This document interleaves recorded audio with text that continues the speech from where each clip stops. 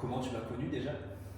J'ai connu Yuri par le biais de mon frère Paul qui avait fait une formation avec Yuri, c'était vers mai 2023 et c'est comme ça que je suis rentré en contact par la suite avec notre cher Yuri. Tu peux nous dire ce que tu fais toi sur Paris? Alors moi je suis personnel trainer et je suis également gérant d'un club de sport, un club de coaching privé dans le 17e qui s'appelle A2 Coaching et je suis donc associé avec également Paul, mon frère jumeau. Ok. Et qu'est-ce qui t'a amené à m'appeler? Alors ce qui m'a amené à contacter Yuri, c'est de me former à l'hypnose PNL. Donc, comme je le disais, Paul, mon frère, avait connu Yuri un peu fortuitement avec un appel. Et en fait, Paul avait fait cette formation-là qu'il avait vraiment appréciée et sur laquelle il s'est vraiment très bien formé et qu'il a pu mettre en place au sein du club A2 Coaching sur Paris. Et donc j'ai pu voir les très bons résultats, les très bons retours qu'il avait. Et ça m'a donc donné envie de me former également auprès de Yuri à Avignon. Ok, super. Tu peux nous dire dans quelle situation tu étais toi avant de m'appeler au niveau de tes coachings, ce que tu proposais, les problématiques que tu rencontrais et donc du coup pourquoi tu m'as fait appel? Yes.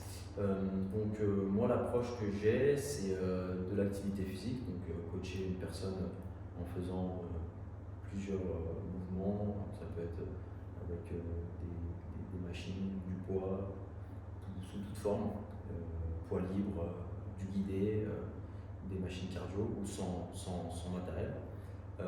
Différentes approches et avec également la possibilité d'avoir un suivi nutritionnel. Donc il y a ces deux approches-là. Est-ce que ça répond à ta question? Ouais. Et du coup, les problématiques que tu Exact. rencontres en club et du coup, en fait, pourquoi Ouais. tu as décidé de m'appeler, de venir faire la formation d'hypnose avec moi? Ouais, excellente question. Merci. Les problématiques, il y a des problématiques qu'on va retrouver de façon récurrente lorsqu'on suit un coaché, un athlète. Ça va être le rapport avec l'alimentation, donc avoir une bonne nutrition pour optimiser les résultats et les performances. Donc ça peut être des troubles du comportement alimentaire, ça peut être des envies, des impulsions sur certains aliments, des problèmes de gérer, le problème de gérer la quantité en fait à ingurgiter, donc soit trop, soit pas assez, donc ça peut être très bien pour perdre du poids ou gagner de la masse musculaire ou se stabiliser, donc ça peut être sous différentes formes. Et donc ça c'est vraiment les premières problématiques qu'on rencontre. Donc le poids, la nutrition, il y a d'autres problématiques La nutrition, et après il va y avoir beaucoup le stress, la gestion du stress, donc qui peut être lié sur plein de causalités, plein d'origines, mais ouais, beaucoup de stress, ça vient en seconde place. Et puis après on peut avoir les tracas, les problématiques du quotidien et on va dire du domaine privé. Donc voilà à peu près, je dirais ces trois sortes de thématiques, de problématiques si je peux dire. Et donc pourquoi toi tu avais envie de te former à l'hypnose par rapport à ces problématiques? Tu pensais que l'hypnose allait t'apporter quoi? Alors, en fait, quand on a un client qui, tout simplement, quand on a un client qui met en place du coaching, de l'activité physique récurrente, avec un plan alimentaire, donc ça peut être un rééquilibrage alimentaire, ça peut être une restriction plus ou moins calorique, ou une augmentation des calories pour prendre de la masse musculaire, peu importe l'objectif, et que cette personne-là a beau avoir mis en place tout le protocole et le respecter, elle peut rencontrer des blocages. Yes. Ok. Donc, en fait, on s'aperçoit que le côté mental vient vraiment en jeu et peut vraiment actionner, ouvrir des portes, débloquer des portes pour accéder encore un peu plus à l'objectif qui a été donné. Donc c'est vraiment la partie, la troisième partie. Donc voilà, c'est pour avoir vraiment l'approche dite tridimensionnelle. Donc l'activité physique, la nutrition et le mental. Donc ces trois-là en fait sont vraiment complémentaires et forment vraiment la pyramide comme triangle pour vraiment aller chercher l'objectif. Donc c'est ça en fait qui me manquait. Donc cette compétence-là qui me manquait pour vraiment aller optimiser le résultat. Ok, super. Maintenant, tu sens que tu l'as cette compétence? Ouais, là on est au J2, ça fait Ouais, 2 c'est jours. ça. Ouais, déjà. On a fait parce qu'on a essayé vraiment un travail d'équipe. Tu peux peut-être nous décrire un petit peu ce que tu as fait pendant Ouais. ces 2 jours? Le Ouais. jour 1, le J1 et le J2. Ouais. Expliquer un petit peu tes matinées, tes journées, ce que tu as expérimenté. Ça va être long, on fait beaucoup de choses. Hein.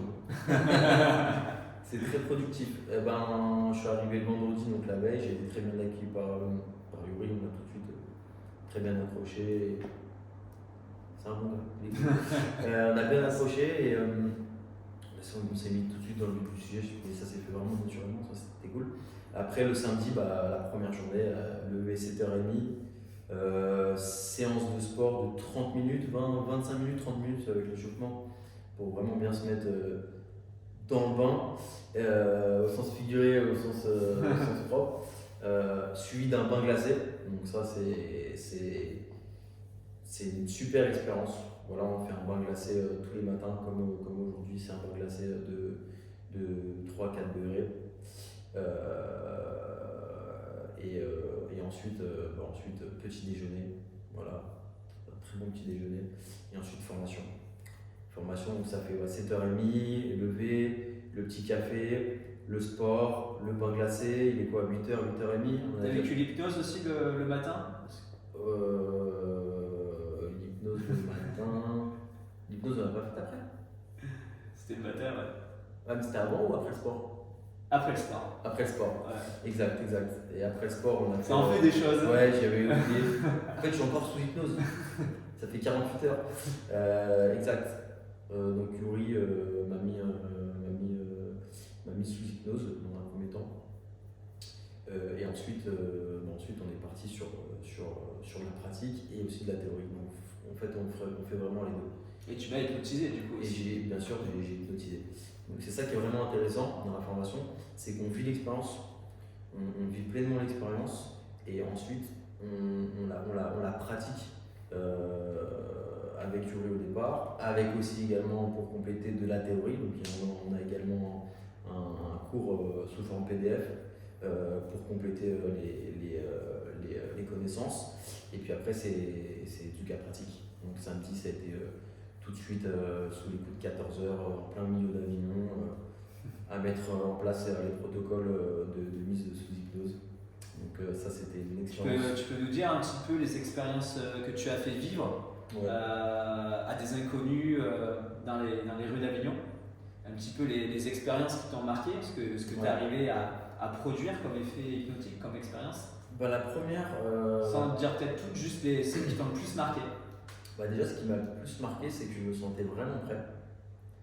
J'étais en quasiment totale confiance. Et Yuri était là, mais je suis autonome.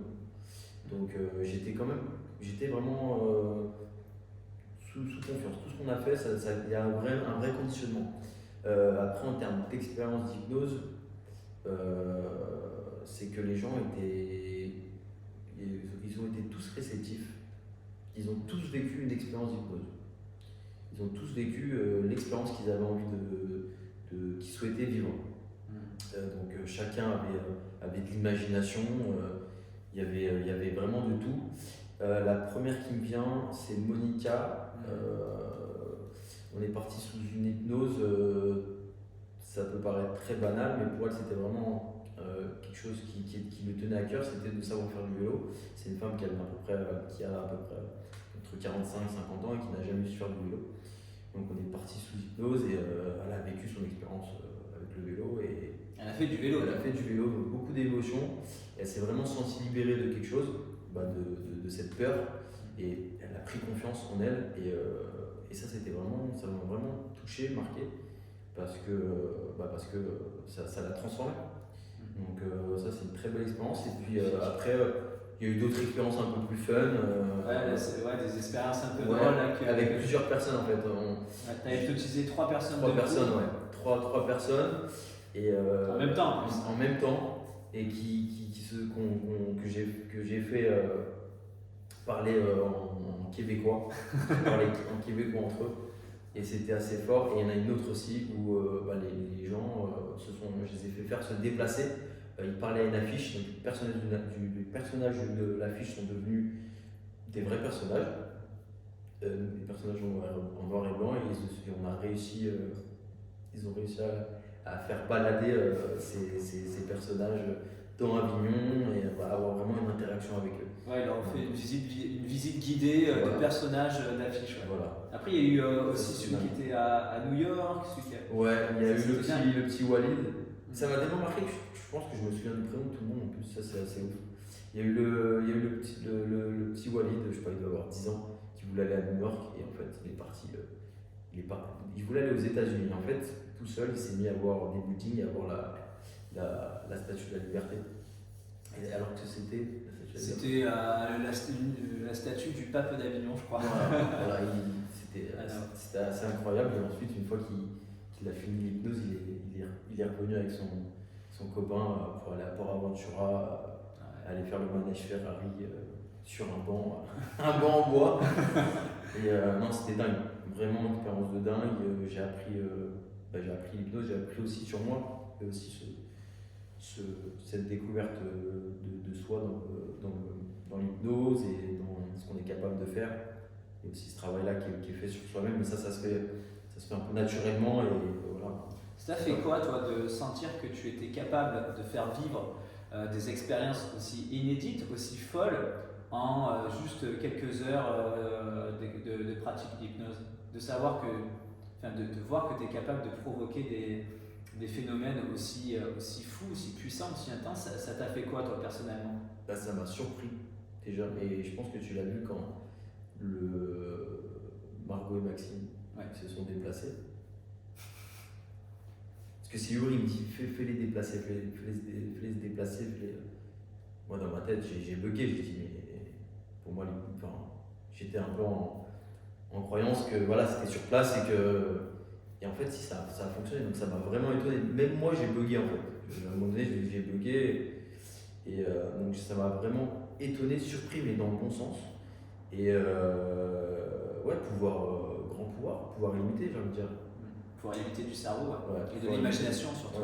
Ouais, exactement. Chaque personne, chaque individu a vraiment son monde et son imagination et c'est sans limite en fait. C'est assez dingue.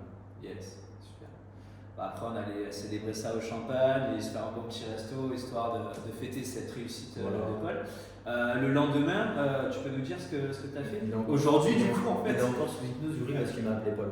Ah ouais, putain. C'est son frère jumeau. Donc, et aujourd'hui, Jules aujourd'hui, deuxième journée. Donc là, le samedi, on voit tout ce qui est mise en transe, hypnose. Et le deuxième jour, on voit tout ce qui est programmation neurolinguistique ou PNL.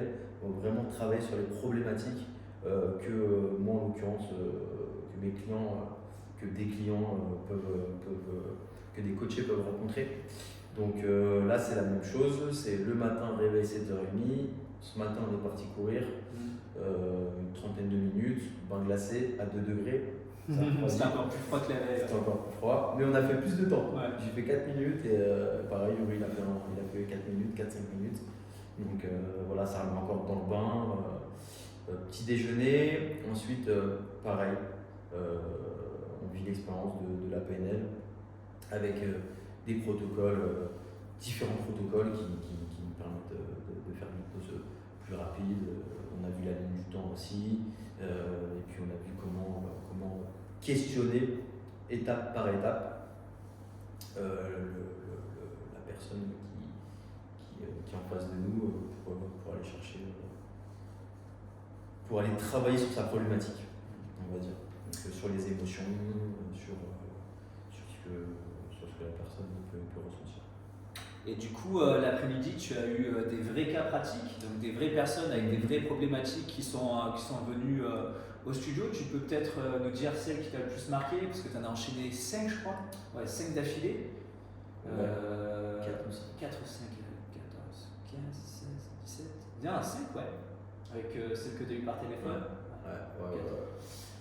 5. Du coup, me partager un petit peu, toi, comment tu t'es senti sur le fait de là maintenant pratiquer réellement tout ce que tu as appris, tout ce que tu as acquis, mais là d'un point de vue plus thérapeutique, avec la dimension émotionnelle, tout ça, de te retrouver là sur le terrain, quoi, avec ces personnes-là qui ont des vrais trucs à régler, quoi. Par exemple, une expérience là qui t'a peut-être marqué plus que d'autres cet après-midi. Ouais, Qu'est-ce que la personne a vécu, comment tu l'as aidé? Ouais, je dirais que ça a été, les 5 ont été de très belles expériences. Maintenant, celle qui m'a marqué le plus, je réfléchis un petit instant. Ou de manière générale, il n'y en a pas forcément peut-être une, toi Bah là, je dirais Claire, c'était assez fort. Il y a eu beaucoup d'émotions.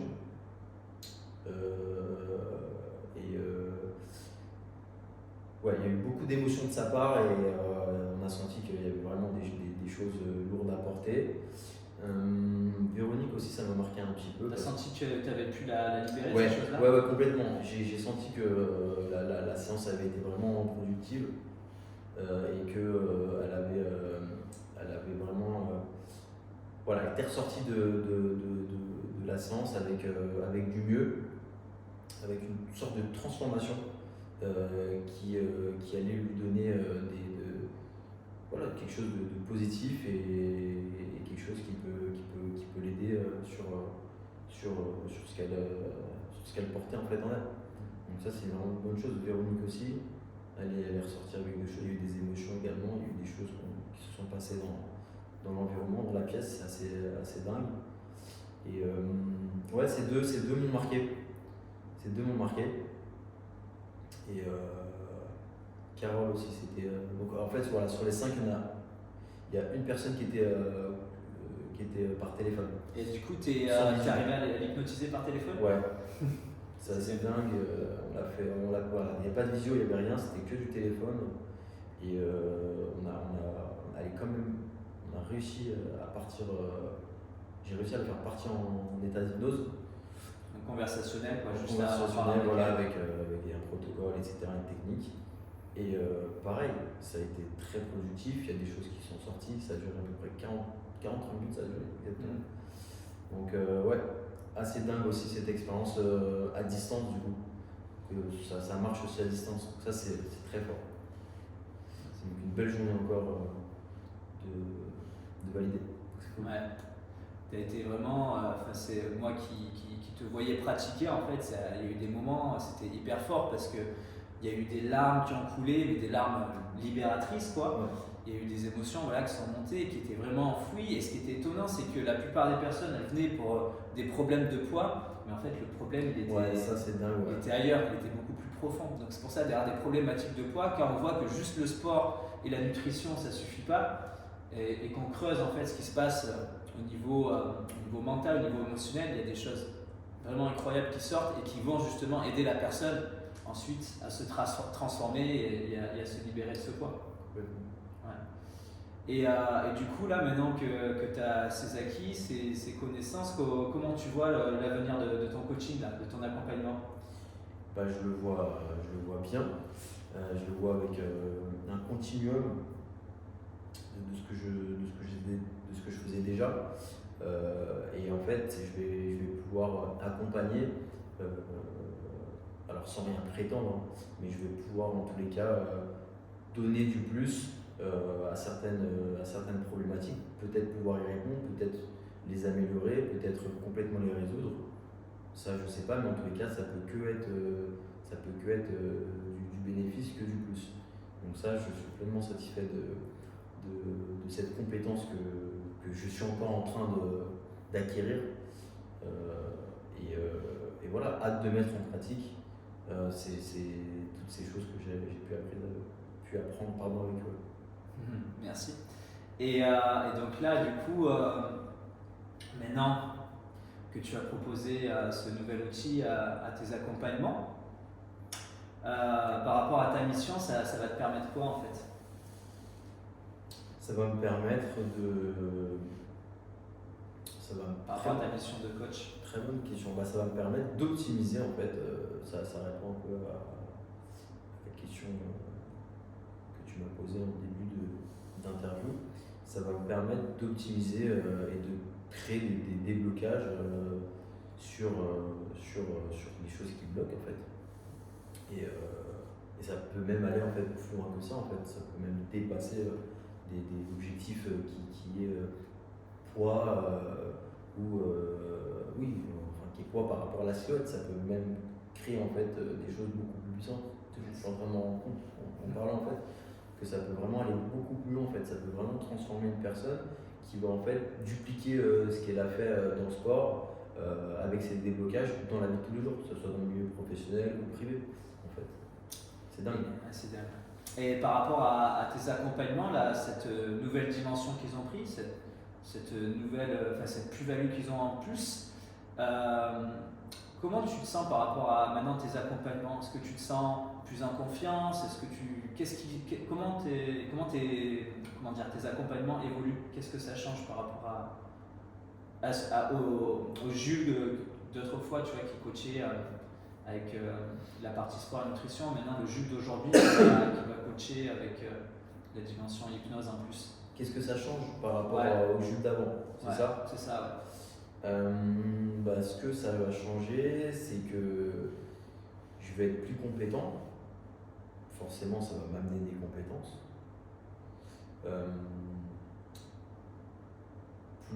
Certainement plus sûr de moi.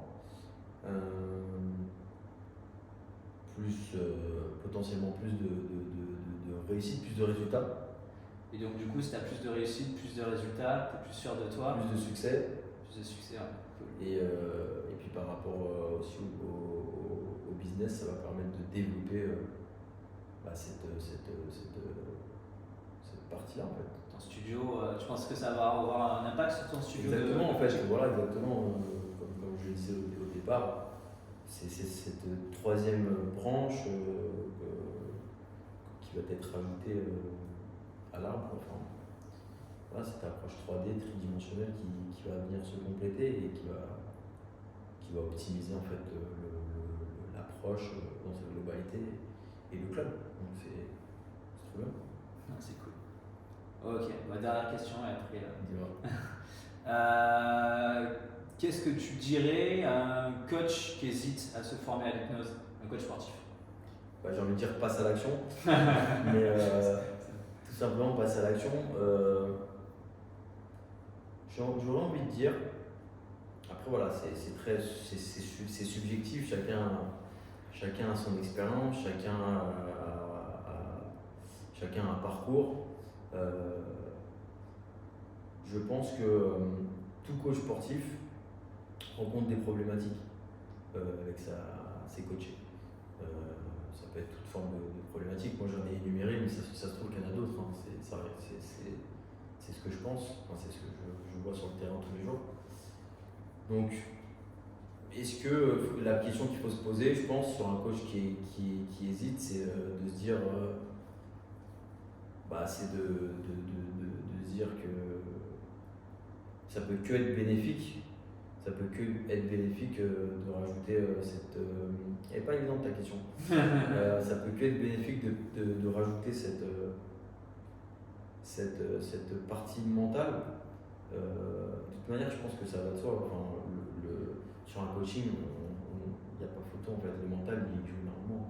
Donc, sans parler d'optimisation des résultats, sans parler de problématiques, parce qu'en fait, ce qu'on apprend avec Uri, on peut très bien le mettre en place sans partir dans l'hypnose, mais juste avec une méthode sur un développé couché, sur un exercice qui bloque, on peut très bien faire une sorte d'hypnose de flash ou juste un peu de PNL pour optimiser les résultats.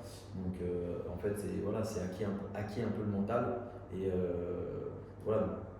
Ça peut que être bénéfique et en plus de ça, donc ça peut que être bénéfique, en plus de ça, vous allez apprendre beaucoup sur vous, ça va vous challenger, vous allez pouvoir le faire avec votre clientèle ou avec votre entourage. C'est un très bon outil, ça peut que être un très bon outil, je vois pas le côté, je vois que le positif. Voilà, je vois que les bénéfices, ça peut que être des bénéfices et si vous avez vraiment cette envie-là de upgrader, passer à l'action tout simplement. Yes. Merci Jules. Merci à toi, Merci mec.